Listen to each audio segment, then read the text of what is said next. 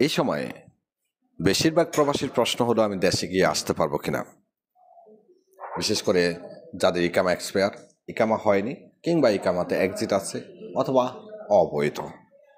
দর্শক, সৌদি সরকার সবসময় কিন্তু অবৈধ প্রবাসীদের ক্ষেত্রে একটু কঠোর ছিল, এখনও অনেকটাই কঠোর। অদূর ভবিষ্যতে আমি জানি না, হয়তো বা আরও কঠোর হতে পারে। বিশেষ করে আমরা অনেকেই মনে করি যে ইকামা এক্সপায়ার হলেই আমি অবৈধ। না, বিষয়টি এমন না। ইকামা এক্সপায়ার মানে আপনি অবৈধ নন। অবৈধ কাকে বলা হয়?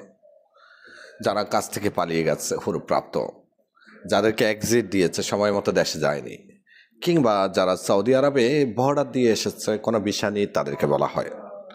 আপনার যেহেতু ইকামা এক্সপায়ার, এক্ষেত্রে সৌদি শ্রম আইনে আপনাকে অবৈধ ঘোষিত করে না, আপনি অবৈধ নন। আর যদি আপনি অবৈধ হতেন তাহলে আপনাকে বিনা শর্তে কাফালা হওয়ার সুযোগটা সরকার দিত না, যা গত 3 থেকে 3.5 বছর ধরে চলমান আছে। তা আসলে আজকে যে বিষয়টি জানাতে চাচ্ছি, যারা প্রশ্ন করেন যে আমি আসতে পারবো কিনা, আমরা সবসময় একটা সন্দেহজনক তথ্য দিয়ে থাকি আপনাদেরকে। কেন দিই? কারণ বর্তমানে যারা সৌদি আরবে আসতে চাচ্ছেন, বিভিন্ন সমস্যার কারণে সৌদি আরব থেকে গিয়েছেন, তাদের অধিকাংশই কিন্তু এয়ারপোর্ট থেকে ফেরত যাচ্ছে। এখন 1-2 জন কোনো কারণে সৌদি আরবে প্রবেশ করতে পারলে তারা কিন্তু তথ্য ছড়িয়ে দিচ্ছে যে আমি প্রবেশ করতে পারতেছি, আপনিও পারবেন। আসলে বিষয়টি এমন হয় না, অনেকের ক্ষেত্রে উল্টা হয়। অধিকাংশ প্রবাসীকেই এয়ারপোর্ট থেকেই ফেরত পাঠিয়ে দেয়। আবার 2-1জনকে যদিও এয়ারপোর্ট থেকে সৌদি আরবে প্রবেশ করতে দেয়, তাদেরকে অন্তত কয়েক ঘন্টা আটকিয়ে তারপরে ছাড়ে। সরাসরি একেবারে নর্মাল বিষয়ে যারা গিয়ে আসতে চায় তাদের মতো তাদেরকে ছাড়ে না। এছাড়া আরেকটা তথ্য আপনাদেরকে নিশ্চিত করে দিই, বর্তমানে দেশে কিন্তু সৌদি এম্বাসি, যারা সৌদি আরব থেকে বিভিন্ন অপরাধ করে দেশে গিয়েছে, জেল খেটে গিয়েছে, হুরুপ খেয়ে গিয়েছে, এক্সিট খেয়েছে, মরহাল সিস্টেমে দেশে গিয়েছে, তাদেরকে ভিসাও দিচ্ছে না, মলহাজা লিখে দিচ্ছে। অর্থাৎ সমস্যা আছে এটা লিখে দিচ্ছে। সো এটা একটা অবশ্য প্লাস পয়েন্ট। কারণটা একটা মানুষ ভিসা নিয়ে সৌদি আরবে এয়ারপোর্ট থেকে ফেরত গেলে সে ভিসার টাকাটাও মার খাচ্ছে, টিকিটের টাকাটাও মার খাচ্ছে। আর দেশ থেকে রিজেক্ট করে দিলে অন্তত সে একটা বড় অঙ্কের লস থেকে বেঁচে যাচ্ছে। এরপরও যারা প্রশ্ন করেছেন তাদের জন্য জানাচ্ছি কারা আসতে পারবেন। উদাহরণস্বরূপ, আপনার ইকামার মেয়াদ নেই, আপনি দেশে গিয়েছেন স্পেশাল এক্সিট নিয়ে এম্বাসির মাধ্যমে অথবা বিনমিশাল ট্রাভেলসের মাধ্যমে কিংবা অন্য কোনো মোয়াক্কেফের মাধ্যমে বৈধ প্রক্রিয়াতে আপনার সৌদি আরবে নতুন বিষয় আসতে এখন পর্যন্ত আমি বলবো সমস্যা নেই। অদূর ভবিষ্যতেটা বলতে পারতেছি না, আসা যাচ্ছে।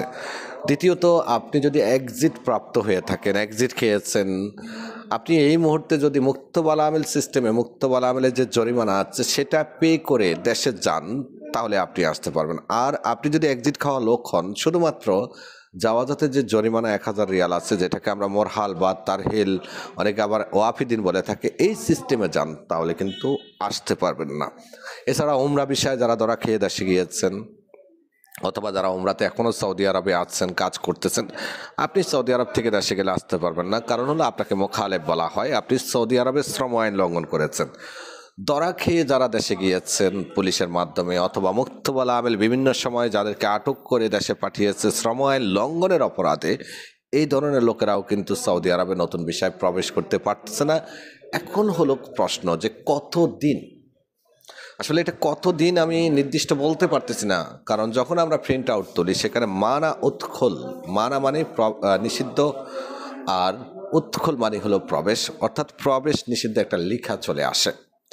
এরপর অনেকে রিস্ক নেয়, 100 জনের মধ্যে 1-2 জন ঢুকতে পারে, 2-4-5 জন ঢুকতে পারে, কেউ হয়তো কথার ছোটে ঢুকতে পারে, কেউ হয়তো বাসা দিয়ে বোঝাতে পারে, কারো হয়তো কফিলের সাথে ইমিগ্রেশন অফিসারের খানদানের মিল আছে, ছেড়ে দিচ্ছে। এটা হলো মানবতা বা মানবিক দিক বিবেচনা করে ঢুকতে দেয় 2-1 জনকে 100 জনের মধ্যে, আর বাকি বেশিরভাগ লোককে কিন্তু এয়ারপোর্ট থেকে ফেরত পাঠিয়ে দিচ্ছে। আমি আবারও বলছি, যদি আপনার ইকামা এক্সপায়ার হয় অথবা আপনার ইকামা হয়নি, আপনার কোনো হুরুপ খরচের সমস্যা নেই, সেক্ষেত্রে আপনি দেশে গিয়ে আসতে পারবেন। আর আপনি যদি মোখালেফ হয়ে থাকেন, সেক্ষেত্রে আপনি দেশে গিয়ে আসতে পারবেন না। অথবা আপনি এক্সিট খেয়েছেন, যদি মুক্তবালা আমেল সিস্টেমে আমাদের মারফতে এক্সিট লাগিয়ে যান, তাহলে তো আপনি শতভাগ নিশ্চিত আসতে পারবেন।